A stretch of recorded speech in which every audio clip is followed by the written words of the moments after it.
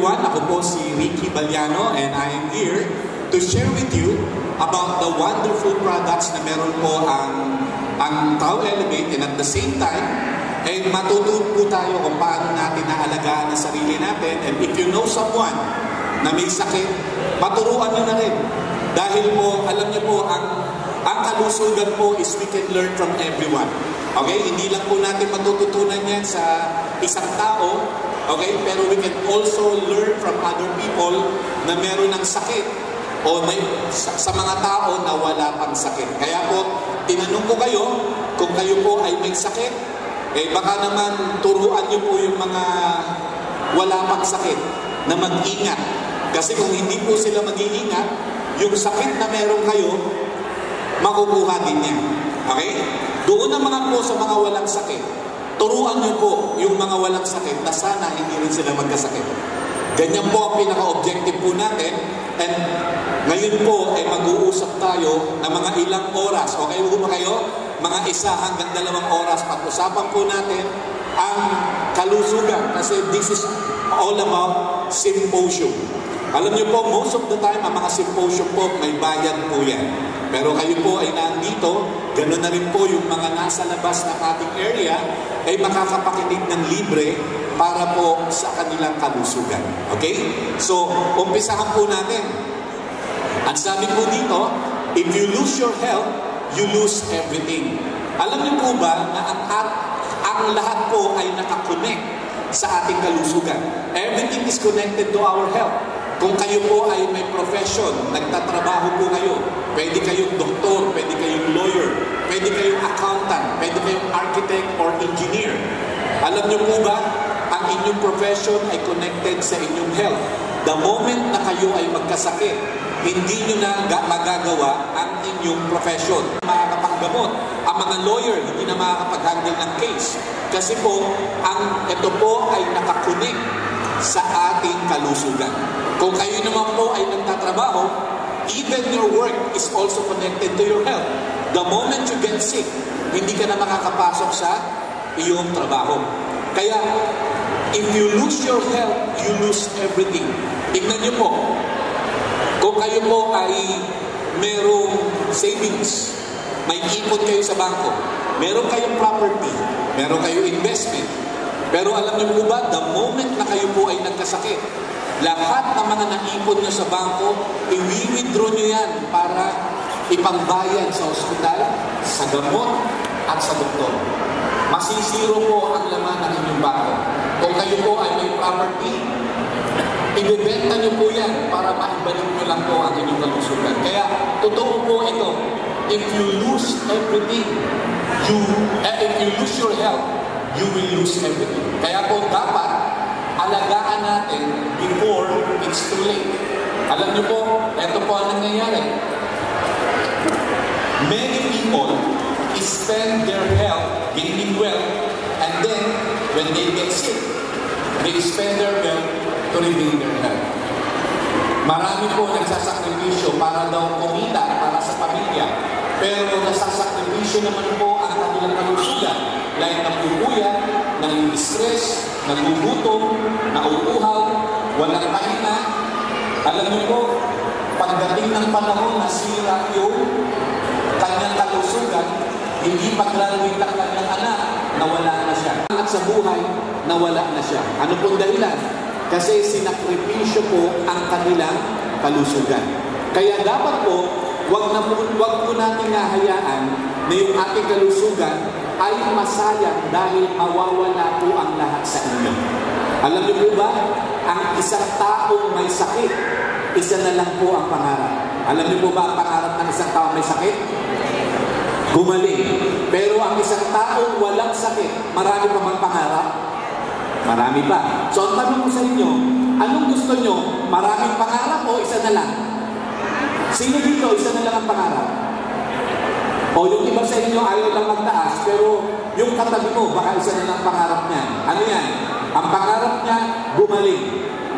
Ayun na lang ang pangarap niya. Ping gabi, mananalangin niya, Lord, pagalingin mo ko. Pag-gising niya sa umaga, panalangin niya, Lord, pagalingin mo ko. Wala na po siyang ibang panalangin, kundi siya ay gumaling. Ang panahon na yan, yung panalangin mo ay isa na lang, dapat ngayon pala, alagaan mo na ang iyong kalusugan.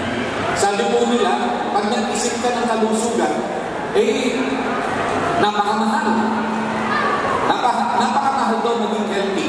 Sino dito naniniwala napakamahal maging healthy?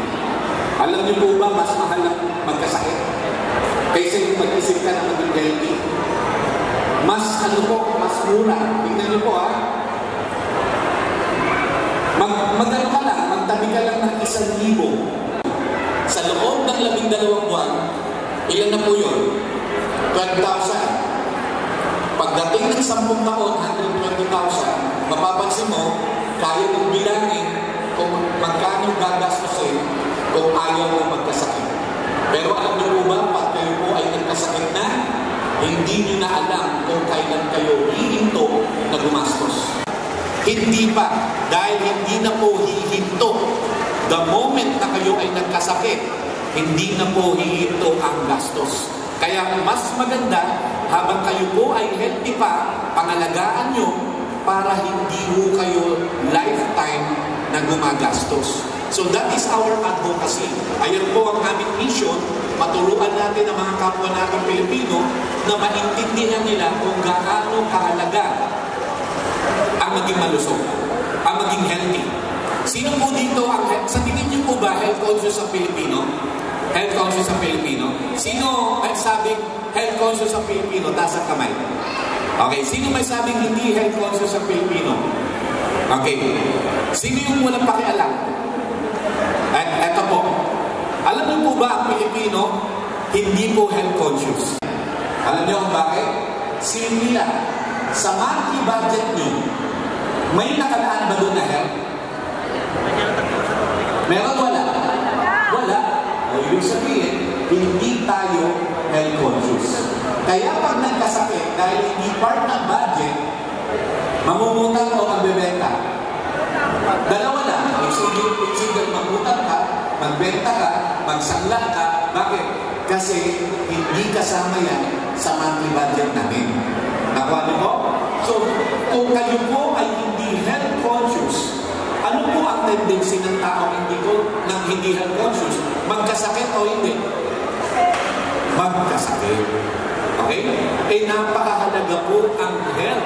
Everything is connected to our health. Ang pera pag nawala, pwede mong bawiin. Ang oras nawala, pwede mong ibalik. Pag nanakawan ka ng mga appliances, alahas, pwede ka makabalik, pwede mong bumalik.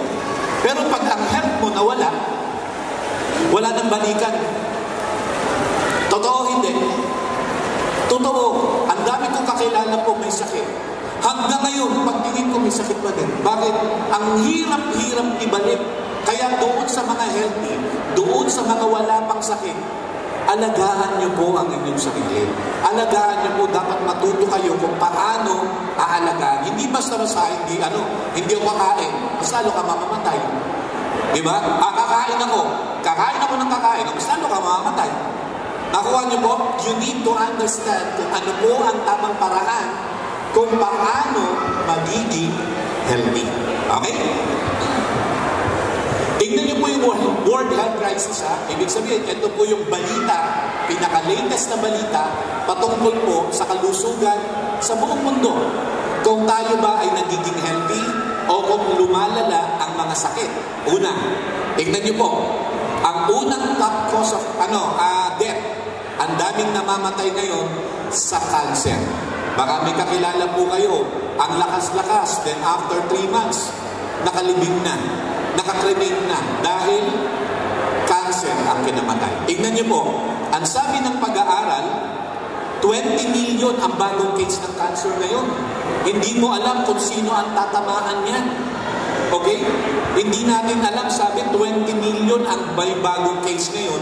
At sabi, by the next 20 years, ito daw ay tataas ng 60%. Pwedeng magkaroon ang tatay ninyo, ang nanay nyo, ang kapatid ninyo, o kayo mismo ay pwedeng magkaroon ng cancer kung hindi po natin naalagaan ang ating sarili. Sumunod po, itong tinatawag na diabetes. Okay? Yung matataas po ang blood sugar. Sino po dito ang diabetic na? diabetic na po. Okay? So, alam niyo po, sabi po ng World Health Organization, makinig po kayo ha, sabi po ng World Health Organization, sa Pilipinas, 1 out of 2 Filipinos do not know that they are diabetic. Kaya naiintindihan ko po kayo kung hindi kayo nagtataas ng kamay kasi hindi nyo pa alam kung diabetic kayo. Ama hindi. So para malaman ninyo, magpa-FBS po kayo o fasting blood sugar para malaman nyo na kayo po ay diabetic ba o hindi. Kasi magugulat na lang kayo, magkakaroon kayo ng mga complication, hindi nyo alam, diabetic na pala.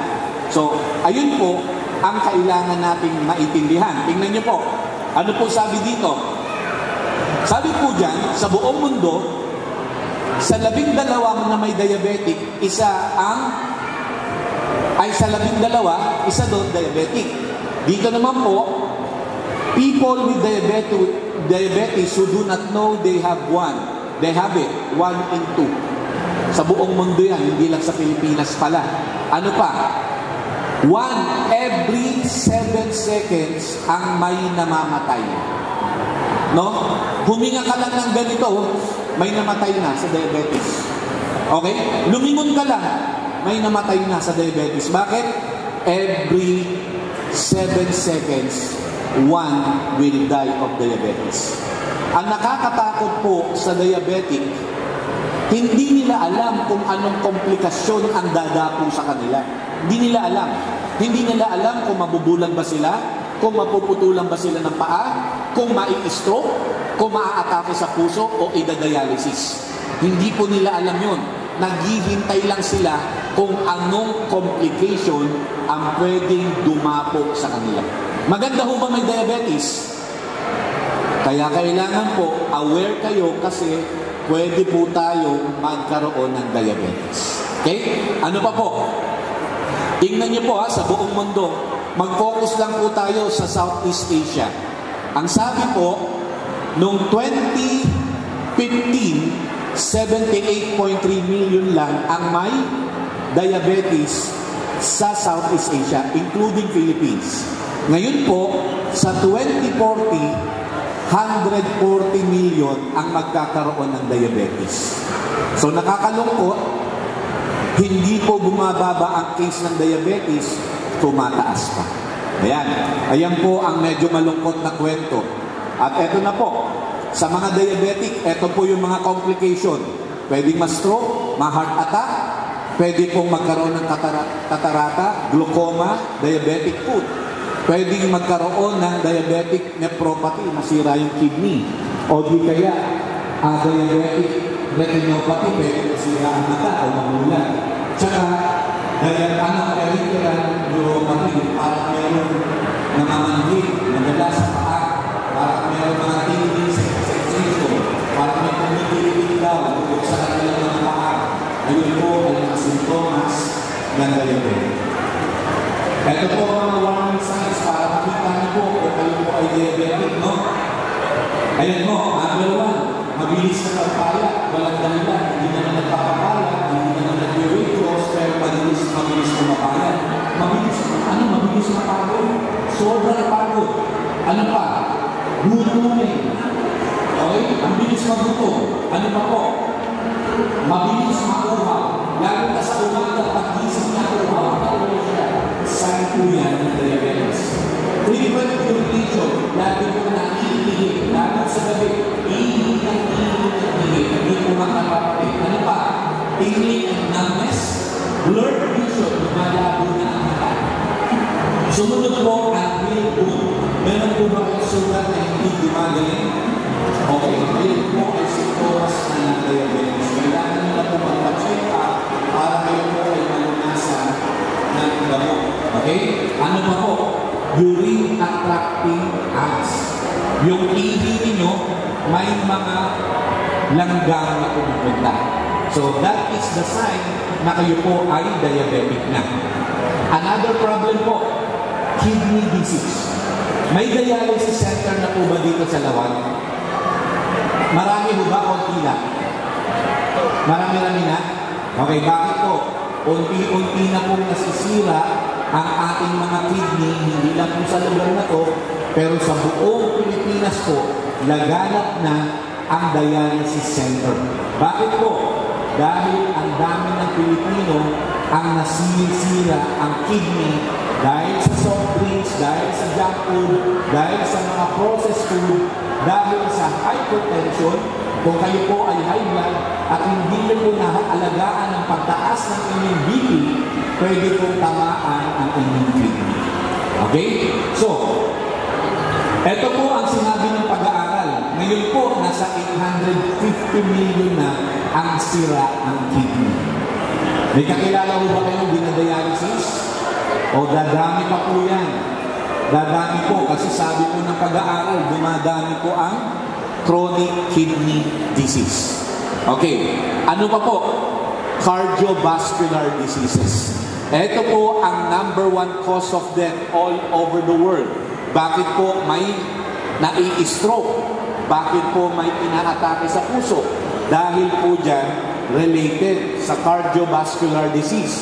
At ang sabi po, ayan o, ang dami nang namamatay. 18.6 million alone sa United States. And how much more sa Philippines po, #1 cause of death, it's either na stroke or inatake sa puso. Ayan po. So ngayon, sa mga babae pala, ayan po, mag-ingat po ang kababaihan. Bakit po?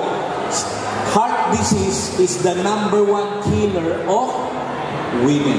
Babae, ayan po ang #1 killer ng mga babae. Okay?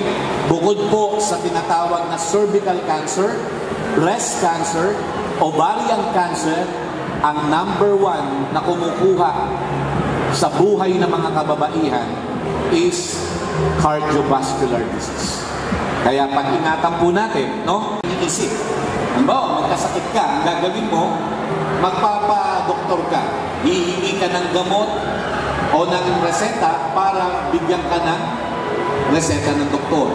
Pangalawa, kung kayo po ay may bukol, may cancer, ang gagawin niyo po ay magpapa-opera, radiation, chemotherapy kung may cancer. Wala nang paraan, nagpapadialysis na. And then, ito po yung sinasabi natin supplementation or alternative medicine. Ayan po. Yung iba ho, sa sobrang tagal nang gumagamit ng mga gamot, nawawalan na po sila ng pag-asa and they turn into natural. Okay? Yung 100% organic, 100% natural na nakukuha po sa halaman, nakukuha po sa bunga, nakukuha po sa mga prutas. So ayun po ang pag-uusapan natin na herbal medicine. Tingnan niyo po, sabi po dito, why do we call it alternative medicine when it's the original medicine humans have used for thousands of years? So alam niyo po, nung unang panahon, ang ginagamit po nila para sila po ay gumaling, dahon lang po, bunga ng puno, mga halaman. Nakuha niyo po? Ayun po, wala namang pambutika nun. Wala namang po hospital nun. Okay? So pagka nagkakasakit sila, anong ginagamit nila? Mga halamang gamot. Dahil ayan din po ang inutos sa atin ng Diyos sa Bible na sinabi po, gamitin niyo ito bilang gamot at gamitin niyo ito bilang pagkain kung kayo ay nagugutom. Gamitin niyo ito bilang gamot kung kayo ay may sakit. Gamitin niyo ito bilang pagkain kung kayo po ay nagugutom. So ayun po yung commandment ng ating Diyos na dapat natin gagawin. Okay? So tingnan niyo po. We want to introduce to you ito po mga products na binanggit ko po kanina sa Tao Elevate kasi ito po yung sinasabi natin the original medicine. Hindi po siya alternative kasi ang mga sangkap po ng produkto na to ay galing pa sa 100% natural and organic. Meaning to say, talagang natural. No? Paano po yun? Ito po, 3 major reasons why people are getting sick. Sino po dito ang nagkasakit na? Nagkasakit na. Sino po dito ang hindi pa nagkakasakit? Ni minsan. Minsan, simula bata, nagkasipon ka na, hindi pa rin. So, mapalad po yung mga hindi pa nagkakasakit. No? Pero karamihan natin, tayo, di ba? Nakaranas na tayo ng sakit. Ito po ang dahilan. 3 major reasons why people are getting sick. Ready na kayo? Gusto nyo malaman ba't yung kapitbahay nyo nagkasakit? Gusto nyo malaman ba't yung nanay mo, tatay mo nagkasakit? O yung kapatid mo, gusto malaman ba't siya nagkasakit? Eto po. Tingnan nyo po. Ang number 1 reason ba't siya nagkasakit, because of the accumulation of toxins in the body. Yung mga lason po, pumasok sa katawan natin. Saan ba nanggagaling ang lason? Number 1, sa hangin. Number 2, sa tubig. Number 3, sa pagkain. Eh syempre, pag kumakain tayo, di naman natin alam kung ano ang laman niya. Pwede may mga halo ng mga toxins, mga chemicals na hindi natin alam. Pagdating sa hangin, mas lalo na. Diba? Hindi mo nakikita kung ano yung nalalanghap ng hangin, kaya pati po yung mga carbon monoxide, yung mga iba't iba pang mga chemicals na nasa hangin, nakukuha nyo rin. At pati na po yung tinatawag na chemicals na nakukuha sa tubig. So lahat po yan ay nagkukos na tinatawag na sakit. Okay? Tingnan niyo po pag sobra ng dami ng chemicals na pumasok sa katawan mo, tingnan niyo po ang mangyayari. Lumalabo na ang mata. Kaya ang paglabo po ng mata ay dahil sa pagdami ng chemicals or toxins sa iyong katawan. Ano pa po? Central nervous system. Nagkakaroon na po ng pangangalay ng katawan. Nangangalay ang kamay, nangangalay ang paa, nangangalay ang balakang o balikat. Okay? Ang dahilan po niyan is because of dumadami na po ang laso natin sa katawan. Ano pa po? Unexplained weight gain. Palaki ng palaki. Diba? So, hindi naman po siya kumakain ng marami, pero tumataba po ng tumataba. Okay? Ano pa po? Low testosterone in men. Okay? Alam niyo po yung colon problem sa mga lalaki? Alam niyo po yung colon? Yung colontoy. Colontoy, sa mga lalaki, ayaw nang tumayo. Okay, may mga bata pala dito, pangkip pala to. So, ayun po, no? Tapos, lagi pong mahina kung ang maglakad, ganyan na maglakad. Testosterone po ang problema niya. Sumunod po, joint inflammation and stiffness. Nagkakaroon na po ng mga arthritis. Ano pa po? Sumunod po is memory loss. Nagiging makakalimutin. Acid reflux. Yung sinisikmura. Nakakaranas po kayo nun? Meron kayong acid reflux pagkatapos kumain. Pag uminom ng kape, pag uminom ng gatas, maya-maya sumasakit na ang tiyan. Okay? Ano pa po? Meron na po kayong increased risk of breast cancer, back pain, irritable bowel syndrome, and risk of colon cancer. Ayan po ay dahil sa sobra ng toxins na nasa katawan po natin. Ano pa po? Number 2 reasons why people are getting sick. Ang pangalawa po is blood disorder. Madumi ang dugo. Ano po ang sabi? Blood is the river of life. Ayan po ang buhay. Kung bakit tayo buhay? Dahil meron tayong dugo. Pero the moment ang ating dugo ay naging madumi, blood becomes the river of death. Pwede kang mamatay pag madumi ang iyong dugo. So, paano po mangyayari? Tingnan niyo po. Ito po ang kondisyon na ang dugo niyo madumi. Okay, tingnan niyo po kung isa kayo dito Anemic ka ba? Meron ka ba infection? May cancer ka? May leukemia? Mayroon kang na-stroke ka na ba? Ibig sabihin, marumi dugo mo. Cardiovascular diseases, lymphoma, myocardial infarction or heart attack, diabetes, kidney disease, hypertension, heart failure, embolism, pulmonary embolism, HIV, hepatitis, malaria, and jaundice, and systemic lupus. Ayan po ang ibig sabihin, ang dugo natin ay madumi na. Okay? So now, ano pa po yung pangatlo na dahilan kung bakit tayo ay nagkakasakit? Ito na po yun, nutritional deficiency. Kulang sa sustansya.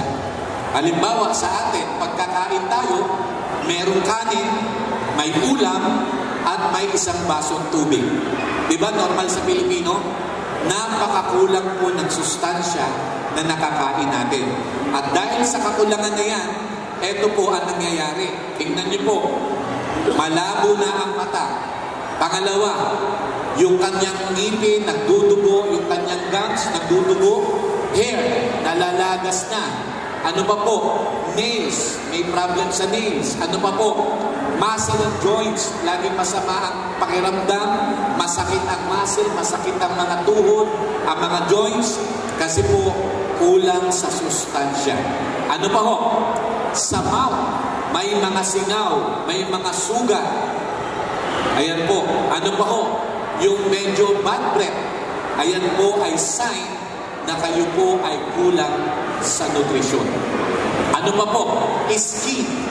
It's either ang daming sugat, ang daming tigyawat, nagbibitak-bitak ang inyong mga sugat, meron po kayong anan, meron po kayong discoloration ng skin, ayan po ay dahilan sa kakulangan ng nutrisyon. Ano pa po? Emotional and mental. Yung madamdamin, konting ano lang, magagalit. O kaya, konting kilos lang, iiyak. O di kaya, tumatawa ng walang dahilan. Ayun po ay kakulangan ng nutrisyon. So, reviewin po natin ba't nagkakasakit ang tao? Dahil sa tatlong bagay. Number 1, lason na nakukuha sa pagkain, sa hangin at sa tubig. Pangalawa, blood disorder, abnormal yung dugo natin. And then number 3, kulang sa nutrients. So, eto po ang dahilan ba't nagkakasakit ang tao. Ngayon, ayan po ay problema na dapat nating solusyonan. Ano po gagawin natin? Eto ho. Huwag mong sabihin, wala naman akong sakit. Okay, sabihin natin, wala kang sakit, sabihin natin healthy ka, it doesn't mean wala kang toxin sa katawan. May toxin ka na. Kaya lang, hindi pa umaapaw, kaya hindi mo pa nararamdaman. Sa mga susunod na panahon, eto ka na. Nagbibuild ka na dahil nasa kalahati na yung lason na naiipon mo sa katawan at nagbibuild ka na ng sakit. At ang susunod niya, eto na. Napuno mo na ang balde. Napuno mo na yung salop. Ayan na ho. Kaya nung umapaw na, andyan na po ang lahat ng mga simptomas.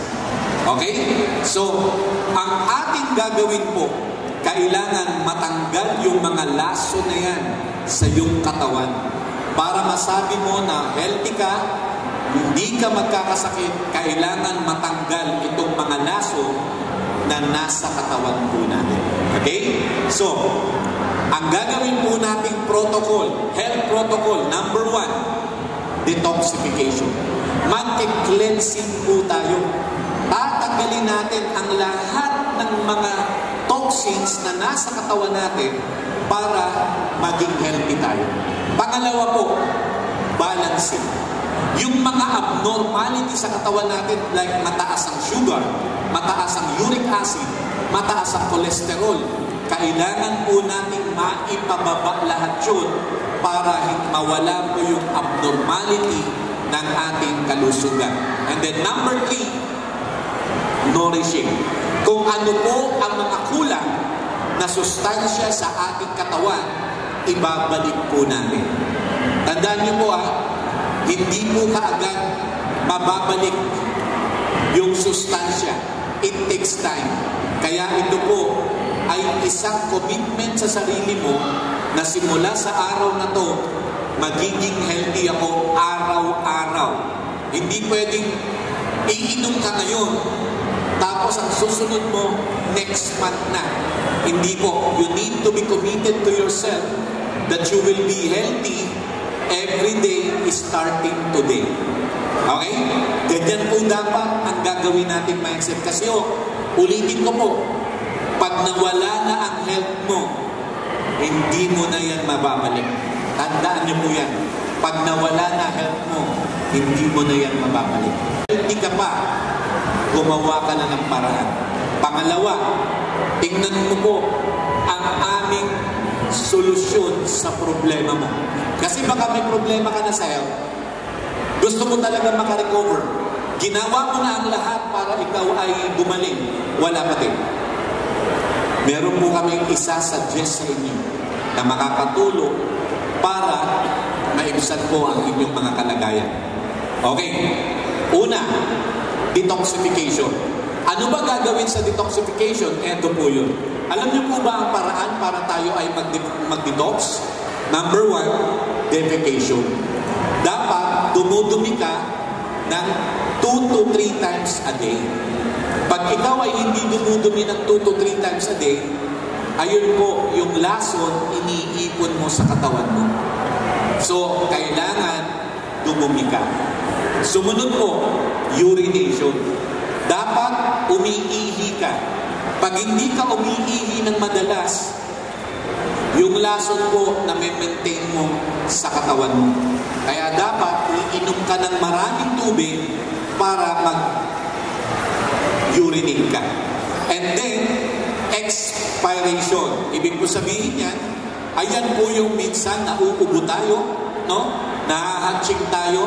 Isa po yun sa paraan kung bakit tayo ay nakakapagtanggal ng toxin.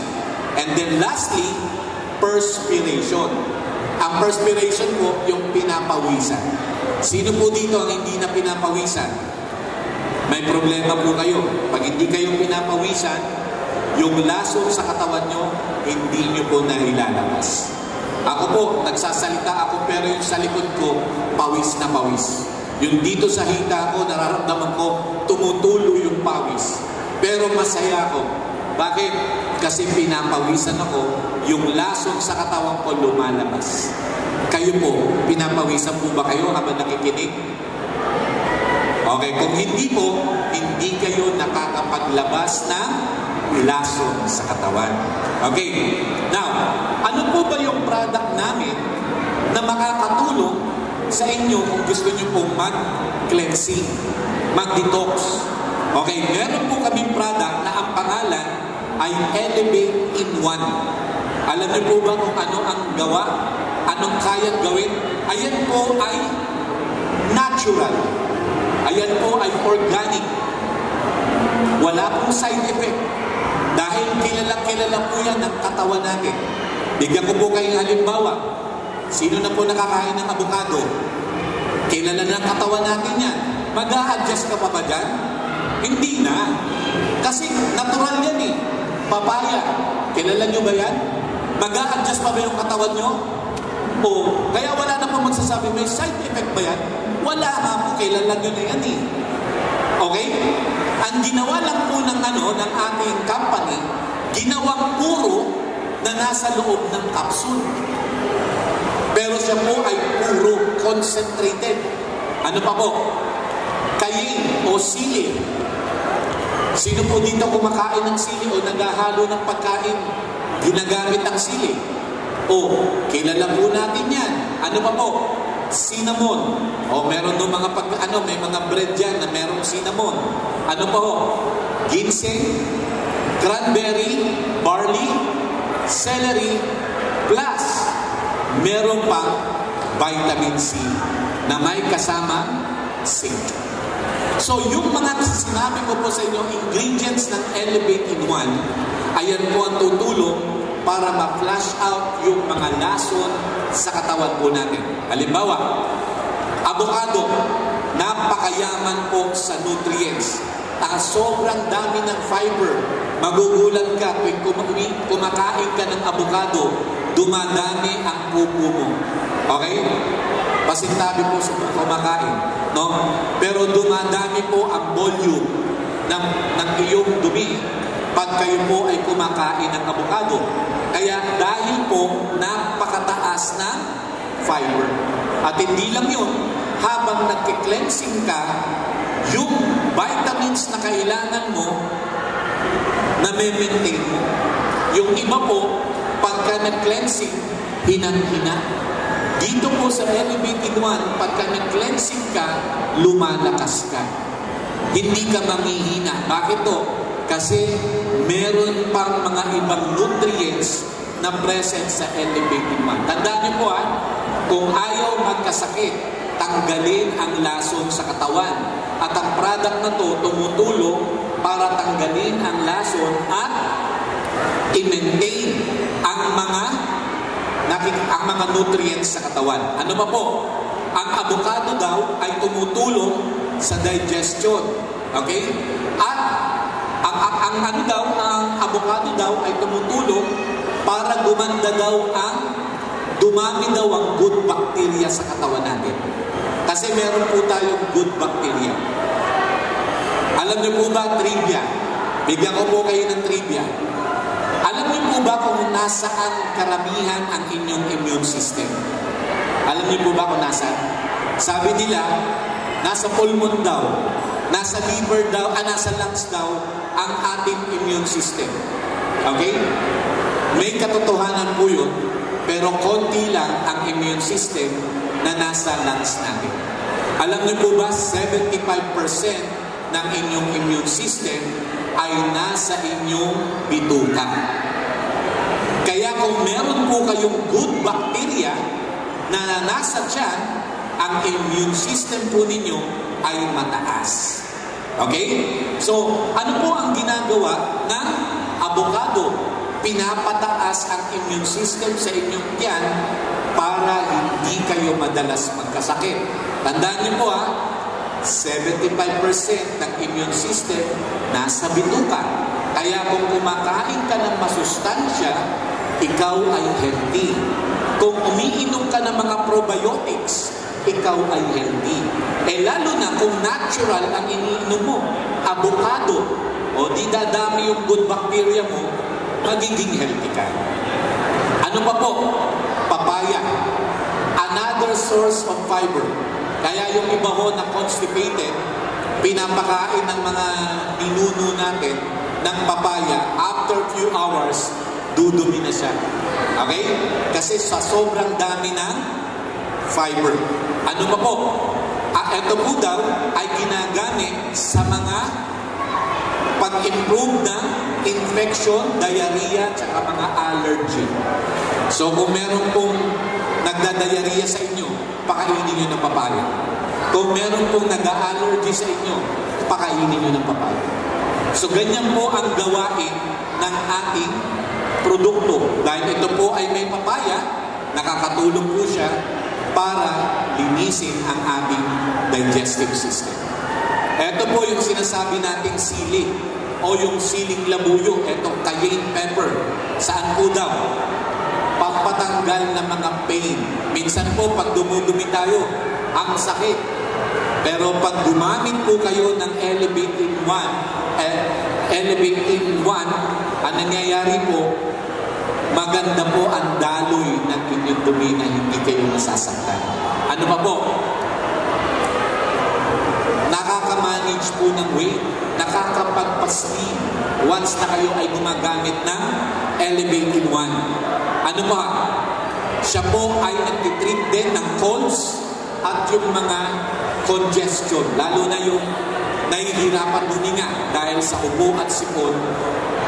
Ilalabas po yan once na kayo ay gumagamit ng Elevated One. Okay? Ito po yung pag-aaral, sabi po dito, harnessing therapeutic potential of capsicum. Ayan sabi, ang siling labuyo daw ay nakakatulong bilang anti-obesity, anti-inflammatory, anti-cancer, antioxidant, neuroprotective function, at sa merong tinatawag na metabolic syndrome and gastroprotective effect. Like thyroid problem, Ayan po, mga metabolic syndrome po yan. Diabetes, metabolic syndrome. Hypertension, mga metabolic syndrome po yan. So, nakakatulong daw ang capsaicin para po sa atin. No? Ano pa? Cinnamon. Ano po ang gawain ng cinnamon? Una, ang ginagawa po, ini-improve niya yung blood sugar. Kaya yung mga diabetic po, sino ulit ang diabetic sa atin dito? Pina-flush out niya yung sobrang dami ng asukal sa katawan mo. Kasi ang trabaho niya, detox. Ang trabaho niya, cleansing. So kung mataas ang blood sugar mo, ipa-flush out po niya dahil sa presence ng cinnamon. Okay? At hindi lang yun. Bumababa pa yung chance mo na ma-stroke ka at atakihin ka sa puso. Tandaan niyo po sa Pilipinas po, ang laki ng case ng nai-stroke at inaatake sa puso sa Pilipinas. Pero kung tayo po ay nagtitik ng cinnamon, pinapababa po niya yung chance na kayo po ay atakihin sa puso or stroke. Ayan. Ano pa? Yung cranberry, kung alam niyo po yung cranberry, eto po yan, no? Ang trabaho po niya ay mag-manage ng UTI.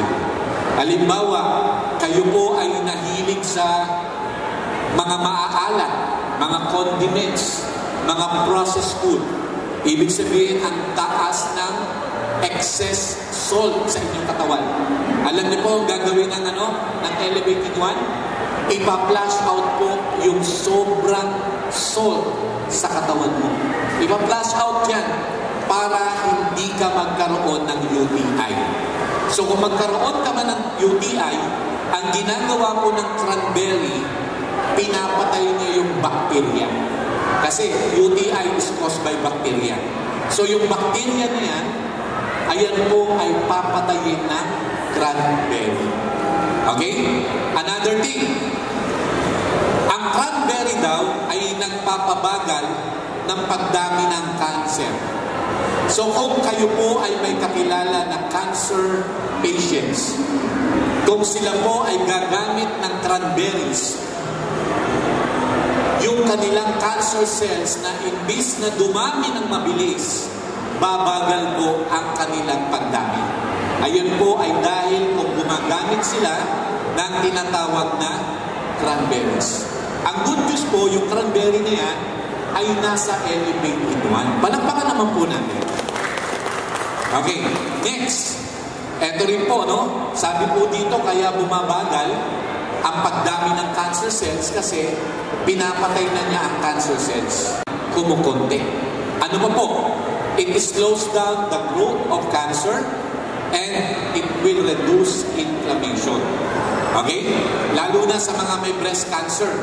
Yung mga breast cancer po, nakikita nyo namamaga, tapos may nana, may suga. Inflammation po yun. Pero sa ganitong klase ng prutas na cranberry, ang ginagawa po, yung inflammation, inaalis niya. Kaya pwede pong makarecover ang mga pasyente. Okay? Ano pa po? Celery. Ayan po. Ano sa Tagalog ng celery? Diba? Kinchay? Celery. Ewan ko sa inyo po dahil sa Ilocano pala karamihan dito. Pero, eto po yan. Ang celery po ay para sa blood pressure. Kung kayo po ay high blood, no? Nasa 140 over 90 na kayo at pataas, hypertension na po yun, ang ginagawa ng celery, pinapababa na ang inyong blood pressure. Okay? And then, meron pa po tayong barley para po ulit sa digestion, sa cleansing. So overall, ang ginagawa po ng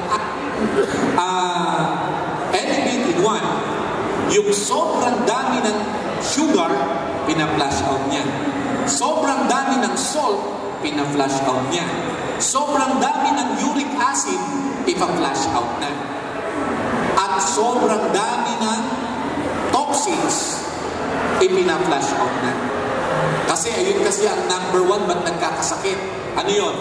Dahil po sa toxins. Ngayon, may elevated one na makikleansing na natin ang ating katawan. Okay? So, ano ba po?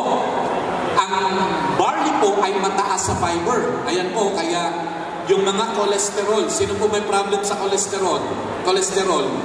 Umiinom po kayo ng mga statin medicine like atorvastatin, simvastatin, basta mayroong statin sa dulo. Ayun po ay pang-control ng cholesterol. Pero alam niyo po, ang ginagawa ng barley, kinokontrol din niya ang ating cholesterol dahil ito po ay mataas sa fiber. Okay? So yun po ang maganda sa atin. Ano pa po? Ang una, cleansing. Ang pangalawang gagawin natin, balancing. So paano po natin babalansihin ang ating katawan? Una, yung mga abnormality, ay no-normalize natin like mataas ang sugar, mataas ang uric acid, mataas ang cholesterol, may infection sa dugo, lahat yun kailangan manormalize. May bukol, kailangan manormalize yun, mawala ang bukol. So anong gagawin? Tingnan nyo po, nakarinig na ho ba kayo ng malunggay, mangosteen, ampalaya, bawang, guyabano, luya? Napakinggan, narinig nyo na ho ba yan? Nakatikim na kayo niyan? Oo. Normal na normal po sa katawan niyan kasi natural po ang ginamit natin. Okay? So, hindi na magkakaroon ng ano sa atin, ng reaksyon kasi matagal na namin kinakain ng mga yan eh. Kaya lang, ang ginawa po ng formulator, ginawa po ng concentrated sa capsule para puro ang nakukuha natin. No? Ano po ba ang nagagawa ng malunggay? Una, sabi ang malunggay daw ay anti-diabetic, anti-cancer, anti-ulcer, antimicrobial, and antioxidant. So kung kayo po ay diabetic, lagi po kayong kumain ng malunggay. Magtanim po kayo ng malunggay sa bahay nyo para makatulong sa inyong karamdaman. And at the same time, gumamit po kayo ng 8 herbs. Bakit to? Kasi puro na yon, concentrated na malunggay na ang inilagay po doon sa ating kapsula para puro yung makuha niyong malunggay. Okay? Ano pa po? Sabi po ng pag-aaral, ang malunggay daw ay effective sa pagkontrol ng blood glucose. Ayan pa. At ano pa? Nakakapag-avoid daw ng mga complication. Sino dito diabetic gustong mabulag? Hindi mo po maiiwasan. Pwede ka talaga mabulag. Pero kung gusto mo, kung ayaw mo mabulag, isa lang gagawin mo. Kain ka ng malunggay. Bakit to? Makakalayo ka sa complication pag ikaw po ay kumakain ng malunggay. Kung ito po, ang ating product na 8 herbs ay meron ng malunggay, makakaiwas ka na sa paglabo ng mata. Ano pa? Pwede siyang atakihin sa puso, pwedeng ma-stroke, pwedeng i-dialysis, masira ang kidney. Pero sabi po ng pag-aaral, ang malunggay daw ay pinoproteksyonan ka sa mga organ damage na pwedeng magawa dahil sa pagtaas ng blood sugar. Kaya kung gusto nyong ma-avoid ang complication, mga sir, mga ma'am, mag-take po kayo ng malunggay. 8 herbs po na to. Okay? Ano pa ho? Ampalaya. Ampalaya, sino kumakain ng ampalaya? Normal po yan ha. Ang hindi nyo po alam, may mga pag-aaral na sa malunggay. Ano po sa ampalaya? Sabi po dito, study shows that Momordica charantia controls several phytochemicals that have hypoglycemic effect. Nakakapagpababa ng blood sugar. So ang ginagawa po ng product niyan, binabalanse ang mga abnormality sa katawan po natin. So kung mataas ang blood sugar nyo, ina-adjust po na tulong yan. Ano pa? May bawang. Ano ba ang bawang? Tingnan niyo sa pag-aaral. Sabi ko, ang bawang daw ay tumutulong sa mga may asthma, sa mga merong arthritis, sa merong laging lagnat, merong TB, meron pong runny nose, malaria, ketong, skin discolorization, itching, indigestion, enlarged spleen, hemorrhoids or almoranas, bone fracture, gout, UTI, diabetes, kidney stone, anemic, jaundice, epilepsy, cataract, and night blindness. Garlic po ang kailangan mo. So mapapansin nyo po, yung mga abnormality, binabalansi po ng ating 8 herbs. Palakpakan naman po natin. Okay? Ano pa po? Ginseng. Ang ginseng po ay lumalaban sa stress. Eh alam niyo po, sabi ng pag-aaral, 50% daw ng sakit galing sa stress. Okay? May dumating na bill, nakaka-stress yan. No? Yung anak mo, hindi nag-perform ng maganda sa school, nakaka-stress. Kung kayo po ay nagtatrabaho, yung iyong office mate, nakaka-stress. Asawa mo na hindi umuwi ng maaga, nakaka-stress.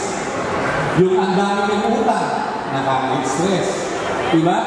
Sabi ko dito, ang 8 herbs tumutulong para hindi ka ma-stress. Okay? Yung kalma ka lang, relax ka lang. Bakit po? Kasi ang stress po ang #1 reason bakit nagkakasakit ang maraming tao.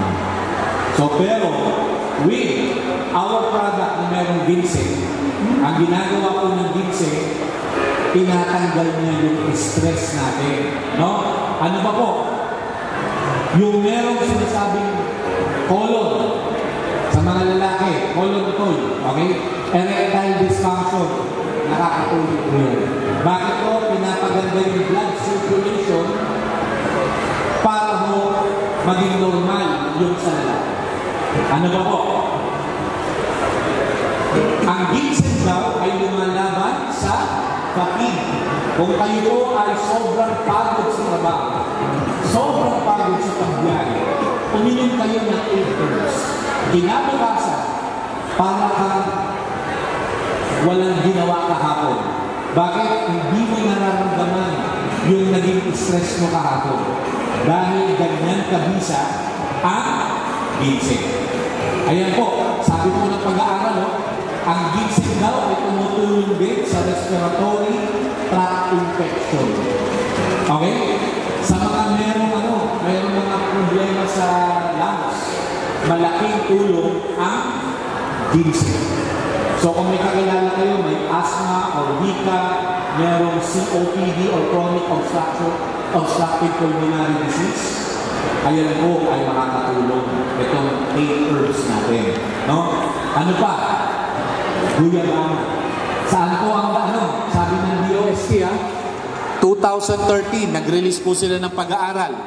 Ito daw ay nakakatulong para pampatay ng cancer. Sabi po ng research, ito daw ay 200 times powerful than chemotherapy.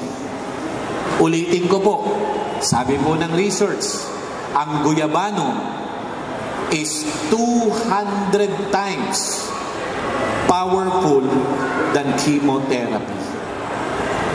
Okay? So ayan po ang maganda dahil ang 8 herbs po ay naglalaman ng guyabano at ito po ay tumutulong para mawala ang trigger ng cancer. See? So kung may kakilala po kayo na nagsasuffer ng ganitong karamdaman, meron po tayong produkto na natural, organic, hindi makakaapekto sa katawan nila dahil mga natural po ito. Matutulungan po sila na makarecover ng natural. Okay? Ano pa? Ito naman po ay spirulina. Ang spirulina po ay kilalang kilala bilang the most complete food on earth. As a matter of fact, yung mga astronaut na pumupunta sa buwan, pumupunta sa outer space, may dala-dala po silang spirulina bilang pagkain. Hindi sila nakakapagluto po doon. Lahat nakapak. At isa po sa dala-dala nila sa outer space is itong spirulina. Because ito po ay punong-puno ng sustansya sa ating katawan. So, kung ito po ay iti-take natin, yung nutritional deficiency na to ay ma-answer because of 8 herbs. Ayan po yung pag-aaral. Oh. Sabi po dyan, wide range application of spirulina from Earth to space missions. Ginagamit ng astronaut ang tinatawag na spirulina. Hindi sila nagdadala ng karne, hindi nagdadala ng kanin, hindi nagdadala ng ibang pagkain. Ang dinadala lang po spirulina bilang pagkain. At alam niyo po, nagtatagal sila doon minsan 5 years to 10 years. Andun lang sila sa outer space. Ang kinakain lang po is spirulina. Okay? So ang maganda, yung ating product po also contains spirulina to nourish our body para yung mga kakulangan po na nutrition sa atin mapalitan at hindi tayo magkasakit. Okay? Ang sumunod po, yung curcumin o luyang dilaw. Yung luyang dilaw, pag ayan po ay inyong piniga, may lalabas po na katas na yellow. Ayan po yung tinatawag na curcumin. So, saan po daw maganda ang curcumin? Una po, sabi po dito sa pag-aaral, ito po daw ay nakakatulong sa mga inatake sa puso. Nakakatulong sa mga na-stroke. So kung meron po kayong kilala na inatake na sa puso at ayaw nyo na maulit yan, patry nyo po yung 8 herbs. Kasi meron po itong sangkap na curcumin na nakakapag-avoid ng another heart attack or another stroke. Napakaganda po ng 8 herbs. Kasi ang ginagawa niya, binabalanse niya ang mga karamdaman ng katawan natin. And then, sabi po dyan, curcumin effect on cancer cells multi-drug resistance. Kasi po, minsan, bakit namamatay po yung mga cancer patients? Kasi kahit anong bigay ng doktor sa kanila ng mga gamot, wala nang effect. Kaya yung cancer po, malakas lalo kasi ilang gamot na binibigay ng doktor, hindi pa din gumagaling. Bakit to? Kasi yung mga cancer patients, minsan, napupunta na sila dito sa multi-drug resistance. Nagre-resist na yung katawan nila sa mga gamot. Pero ang sabi ng pag-aaral, pag ito po ay nag-take ng curcumin, nawawala yung kanilang resistance sa gamot. Kaya, nagiging effective ulit yung gamot na binibigay ng doktor. Okay? So, halimbawa, binigyan ka ng doktor, ayaw tumalab. Ang bibigay sa'yo ngayon, luya. Pag binigay sa'yo yung luya, yung mga gamot na binigay ng doktor, tatalab ulit. So, ayun po, nagtutulungan para makarecover ang pasyente. Okay? Meron po yan sa 8 herbs. Ano pa? Nakakatulong din daw ang curcumin sa merong breast cancer. Kasi sabi ko nga po kanina, sa breast cancer po, namamaga talaga dahil sa mga nana. Alam niyo po, yung curcumin, pabababain ang pamamaga ng breast. At yung nana, ilalabas. Okay? Ano pa po? Next, para ho talaga hindi tayo magkasakit. Number 1, cleansing. Alisin mo yung lason sa katawan mo. Pangalawa, yung problema mo sa abnormality ng sakit mo, kailangan manormal mo yan. At ang pangatlo, nourishing. Kung ano ang kulang sa'yo, dapat mapalitan mo. Ano yun? Kaya pumapasok po ang mangosteen. Okay? Sino po nakarinig na ng MX3? Hindi po yan yun sa atin. Ito yung sa atin, no? Mangosteen. Okay? Sabihin niyo po, mangosteen. Ayan po yung sa atin. Okay? Eh ano ba nagagawa ng mangosteen? Ito po. ayan po ay full pack na nutrients para sa kakulangan ng sustansya sa katawan natin, mapalitan niya para hindi po tayo nagkasakit. Okay? Una, ito po ay may content na santo na mataas sa vitamin C na nakakapagpataas ng immune system at mataas din sa vitamin B1, B3, and B9. Okay? Yung B1 po, nakaka-alert ng ating brain. Yung B3 po, nakakapagpabata. Kaya kung kayo po, nagmumukhang matanda na kasi nagkukulang na po kayo dun, vitamin B3. Pero pag nag-take po kayo ng mangosteen, para bumabata ulit yung tingnan.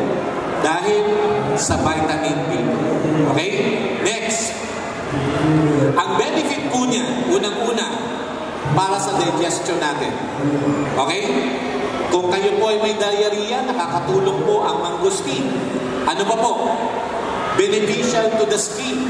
Kung meron po mga acne pimples, meron mga rashes, pagtikin nyo po ng mangosteen. Lalo na yung mga anak nyo na nagbibinata, nagdadalaga, di ba? Nagkakaroon ng mga tigyawa, painumin nyo po ng mangosteen para hindi maglabas ng sobrang dami na tigyawa at mga rashes. Okay? Ano pa po? Helps treat urinary tract infection. Nakakatulong po ang mangosteen sa mga may UTI. Okay? Kasi lalo na, lalagnatin po kayo.